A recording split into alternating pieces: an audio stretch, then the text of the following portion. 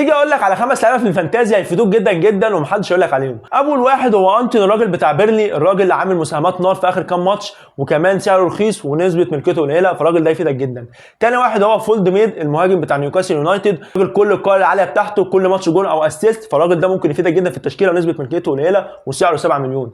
اما ثالث لاعب هو بوكايو ساكا، الراجل ده راجع ماسك فورمه، الراجل اللي بقى بيلعب اساسي مع ضربات الجزاء، ارسنال لاعب وسط من الماتش الجاي، فبوكايو ساكا خيار قوي جدا وكمان ديفرنشال، كل الناس راح مع جوكيريس روح انت مع ساكا. رابع واحد اللي كل مره بقول لك عليه انت تبقاش تجيبه هو ماركوس سينسي بتاع بورموس، الراجل زي ما قلت لك لو كلين شيت ضاع هيعمل لك اسيست، هيعمل لك تدخلات دفاعيه، اهم حاجه هيطلع بنقط مش هتقل عن 5 نقط. اما بالنسبه لخامس مركز معانا انا هقول لك على 2 لعيبه هم تشافي سيمونز واسماعيل صار، اللعيبه دي ديفرنشال، اللعيبه دي لسه راجعه من الاصابات، اللعيبه دي بتلعب اساسيه وخطيره جدا مع فرقها، فخد لك واحد من الاثنين هيفيدك جدا في التشكيله. اقول لك على تركيه كمان، الحق قطر هالاند، لان قطر هالاند هيعدي وهيفرم الكل، لو معكش هالاند روح هاته وارمي عليك كابتنك كام جوله اللي جايه دي، عشان هالاند ماسك فورمه محدش هيمسكها بعده. ودي تشكيلتي، قول رايك فيها واشوفك الجمعه الجايه ان شاء الله. السلام عليكم.